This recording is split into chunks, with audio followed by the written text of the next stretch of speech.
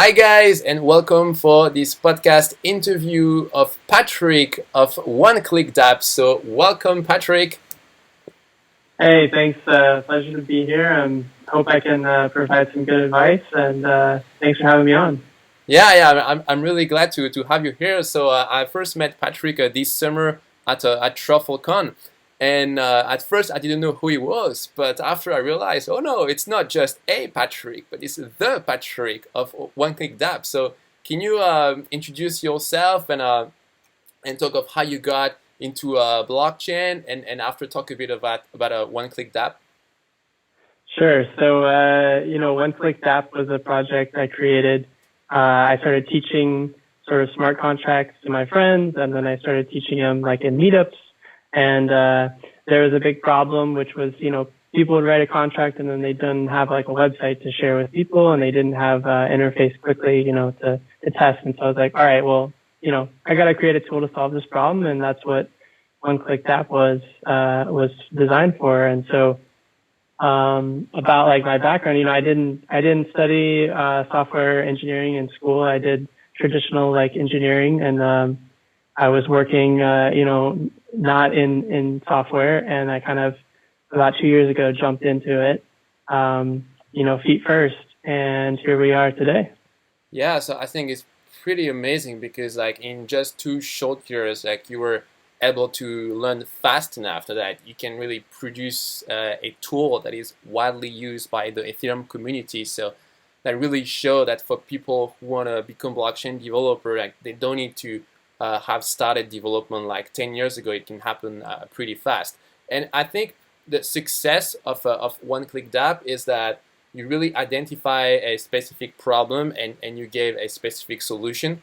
So I think that was really the key to success of OneClickDapp. And actually, I just checked it before this interview, and I see that now you also added a paid service.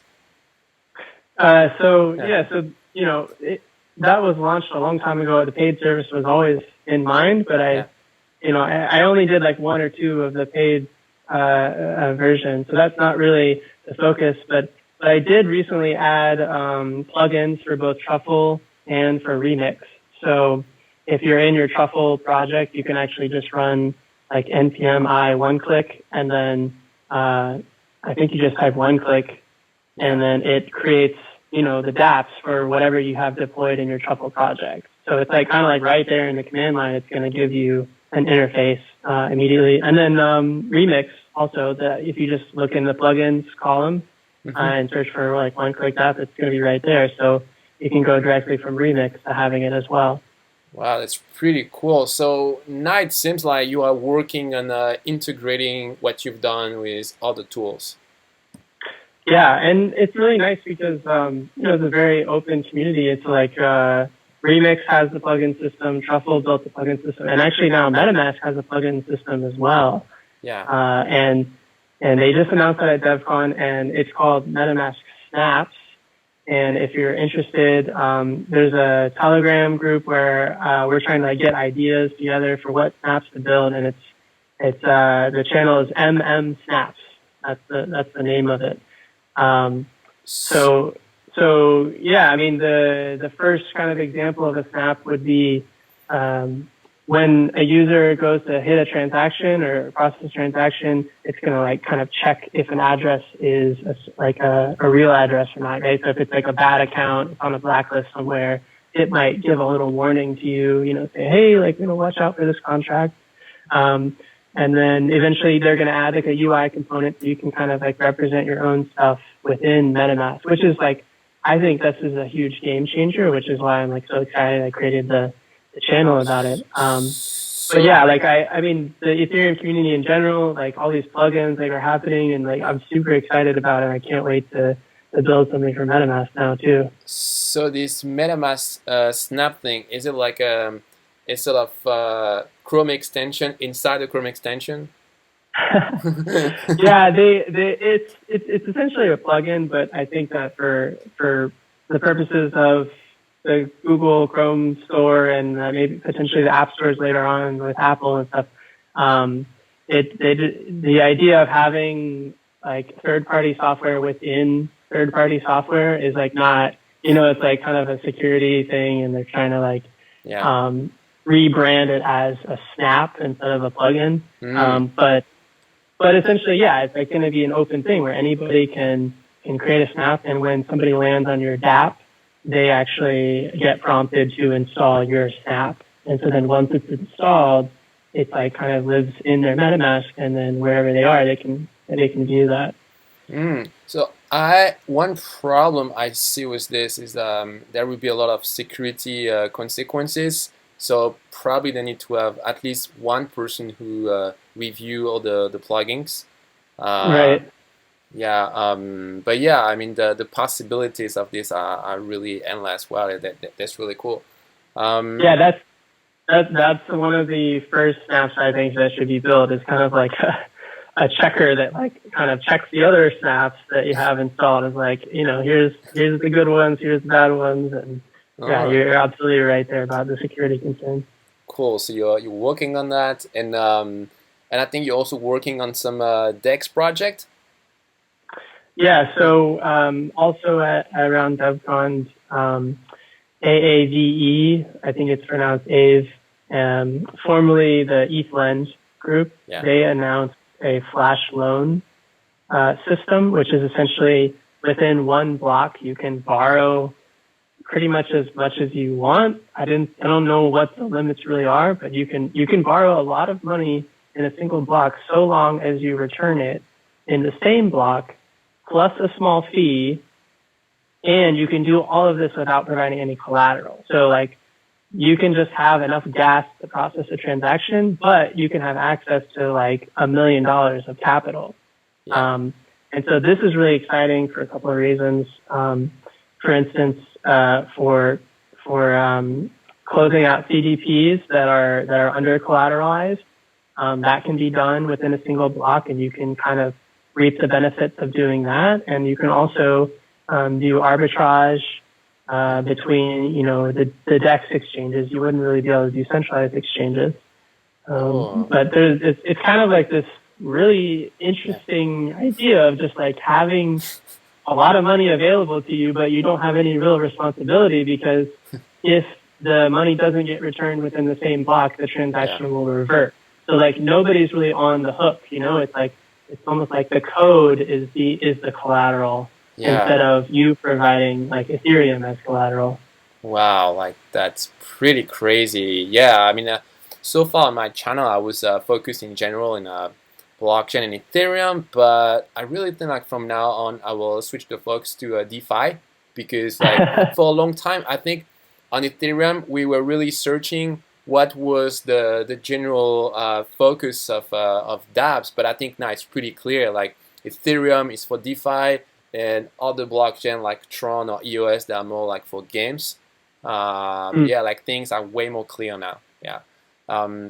And I really wonder, how do you get all these ideas, and how do you always know like what are the cool stuff that are being built? Like which people maybe you follow some people, or you go to some secret website? I don't know. No, you just gotta. I think you just gotta show up and go to these events. Like wherever you are, there's some meetup nearby. If there's an ETHGlobal like hackathon, you got to go to them. I mean, they're free anyways. Like, how can you say no to that, right? It's on a weekend. Yeah. Try to get as much money together, buy a plane ticket or drive, and meet people. And you're just the ideas are gonna come out, Okay, so this led me to my next question. So, can you describe your experience going to hackathon? Because I think you've attended many. Yeah, so I mean, hackathons are a total blast. You should not first rule, don't go in with the intention of winning money. That's not the point of hackathons. The point is to grow and develop, and to meet people, and come up with these crazy ideas, right? So like you should go in, like maybe you can have a couple of ideas ahead of time, and think about the things that you might want to build. But when you get there, find people that you don't know, find people with different backgrounds as you, and you're going to sit down and you're going to come up with an idea that's probably nothing like what you thought you were going to build. And And so that's kind of my first tip: is go in with an open mind. Don't try to win. Yeah. Be open to like new ideas and that sort of thing. And I guarantee you're gonna have a fun time. Do you need any sort of planning? Like, do you need to know people before you go? Or you can just show up and try to go in a team. Yeah, so there are team forming at the ETHGlobal hackathons and many others. They always do team forming. And if you don't know what ETHGlobal is, it's like if you see ETH and then like Boston or ETH New York or ETH India, like those are all under the ETHGlobal brand. So yeah, if you're going to that, and there's I guess there's other blockchain hackathons too. It's just it's the most common, of course. But yeah, you can meet people there, absolutely. Wow, that's pretty cool. Actually, recently I asked on Reddit, is there a website that lists all the hackathon, but just for blockchain? And someone created this website. It's called just blockchain hackathon, so really simple. Yeah. So, that's awesome. Yeah, I'll put the link in the description. So for all the aspiring blockchain developer, if you're really committed, going to hackathon can really like give you a head start, like compared to all the others that are not doing anything special. Because you're gonna meet people, you're gonna build things, and it's gonna be fantastic for your personal growth, for your portfolio. Also, I feel like if you wanna create your own project, so you don't want to be an employee, but you want to have your own thing with maybe employees and stuff. Going to hackathon might be a great way to start something, because if you don't even need to win a prize, but if you do something interesting, you'll get a lot of positive attention, and maybe at some point you can even get some investors. So just before I was reading about the story of Dapp. So this is like a DeFi Dapp that allow to manage different DeFi service, like I think you can access a Uniswap on it, a MakerDAO, and the CDP saver, and a couple of other things. And originally it started at a hackathon in 2018, and 6 months later they launched on mainnet. And after I think recently they got some investment, but I'm pretty sure they got this because of their exposure at the hackathon. Yeah, and that's actually how we got started on a recent project of mine called Tribute. I basically put some questions up on Twitter about this new thing called rDai, which is essentially when you earn interest from Compound using cDai, right? So it's a borrowing and lending platform, and you can, if you hold the tokens, you can earn interest, right? So for yourself. And then rDai came out, which is like, okay, instead of earning interest for my account, I'm actually going to redirect that interest to somebody else. So now I can specify. Say I have 1,000 DAI and I have 7% interest I'm earning on that per year. I can redirect that flow of money to somebody else, and I keep my principal. Essentially, I keep my balance. So I posted some questions on Twitter, and I got a little bit of traction, and we actually formed a group based on those tweets ahead of time to hack on it at East Boston, and we created what is now Tribute. So going to hackathons and meeting new people, like those are the best opportunities to find a good idea, and also to find the right people that you enjoy working with. Wow, well, that's pretty good advice here. So so everybody, make sure to check out a hackathon. It's really, if you go there, you're gonna really stand out, because compared to in the mass of developer, actually relatively few developers go to hackathons. So it's really a great idea. And I think also you had a sort of like small warning for a newcomer to the blockchain industry, right? Yeah, so I would say if you're new to blockchain development, if you're thinking about getting in, you need to be a little bit mindful that it's a very new space, and the ground rules are not there. There are no guides available that are very thorough or to help you understand what a career path might look like. And so because of this, you might get the sense that everyone's very welcoming and excited to have you and is willing to talk to you and encourage you as much as you need it. But that the biggest kind of voices right now in the space are not necessarily the right voices. And, this is kind of true with anything new. But you need to be mindful that the people that are here that are going to be successful are doing it for the right reasons. And so if you have the right reason for doing it, then you'll be okay. So, but you just need to be careful about where you get your information from and, and how you go about it. So, do your research, have a deep understanding of what you're getting yourself into, before you kind of just jump in like I did, feet first. It was a little rough there for a while. Yeah, very wise word here. Yeah, so I think it's very useful for the newcomer. And I will add to this also not to be too obsessed with the price of crypto. I've noticed on my channel and also on my course for Dapp developer that when the price of Ether goes up, then I have more students. When the price of Ether goes down, I have less. But I don't think it's the way you should think about it. You should make a long-term investment.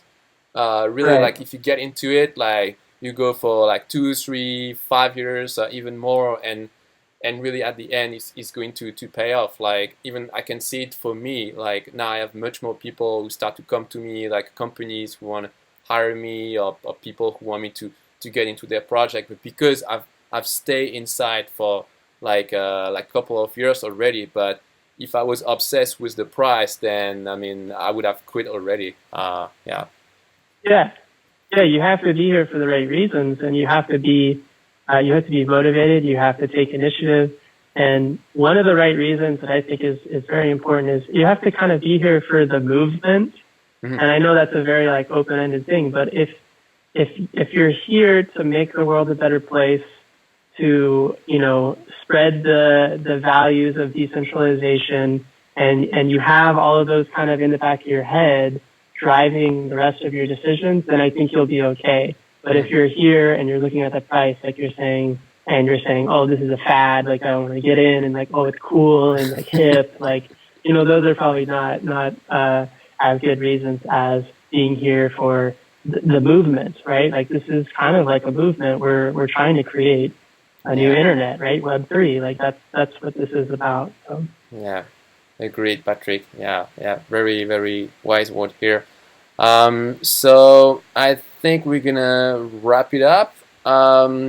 So if people want to check out your project, Patrick, so they can reach out to you on Twitter. So yeah. So what I want to emphasize the tribute thing that we're working on before we wrap up. Please do. Yeah. So like I said, we started it at East Boston, and it's kind of like grown into this open source idea of how do we take the directed interest payments, right? Like instead of me receiving interest, I'm going to send it to somebody else.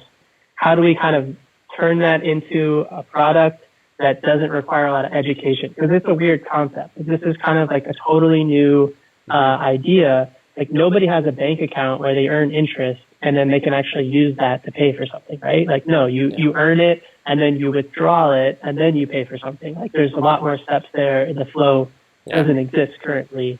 So what we're trying to do is simplify that into a couple of use cases for now.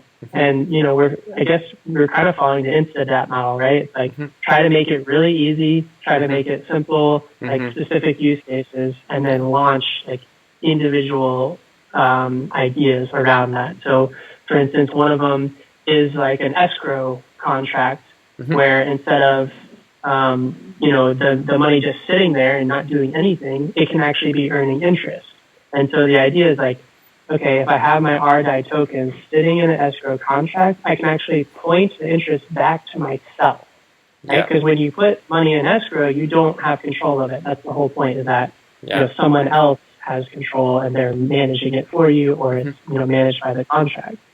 So if we can point the interest back to ourselves, that'd be pretty cool, because then I'm not losing out on all the potential. Like DeFi is amazing, right? Like let's not miss out on it.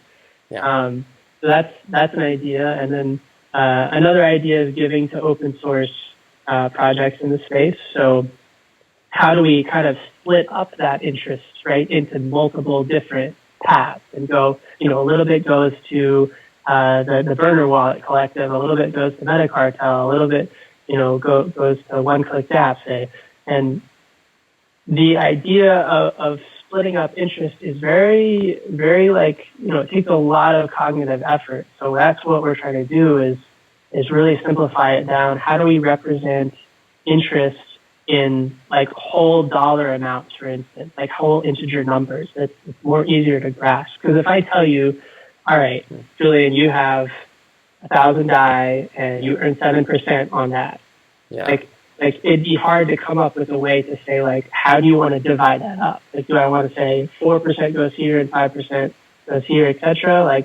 Okay, that's helpful, but that doesn't demonstrate how much actual value is being sent, okay. Right? So I think for this, maybe you can use the an ID that is used in decentralized exchanges. I mean, in exchanges in general, is the tick, TICK.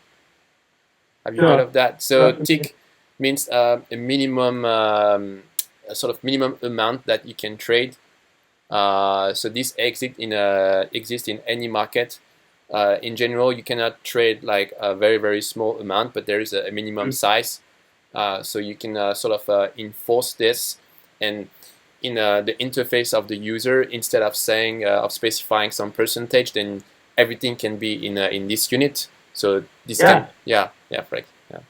Yeah, that's an excellent. That's kind of similar. One way we decided was represent it per amount over time. So say based on your amount of rDai that you own or the amount of DAI that you own, you have the ability to send $10 a year, say, or $100 a year, or $5 a month. And so it takes a little bit of computation to get those numbers, but when you show it on the front end, it's much more easier to understand. Somebody can go, okay, I understand. I'm giving $1 a month to, Burner Wallet Collective.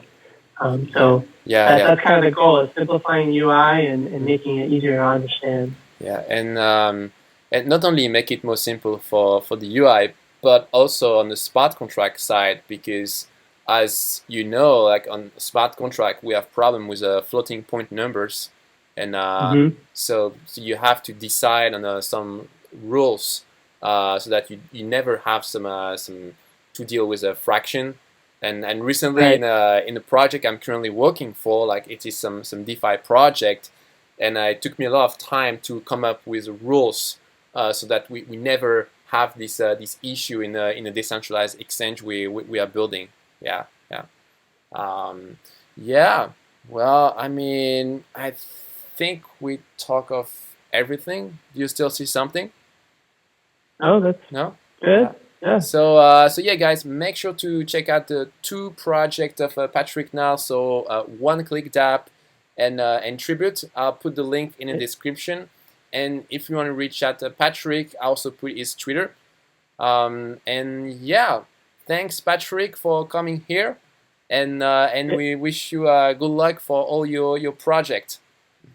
Thanks for having me on, and I open any comments from anybody. If anybody needs help on something or wants to ask about how I got started, I'm happy to share.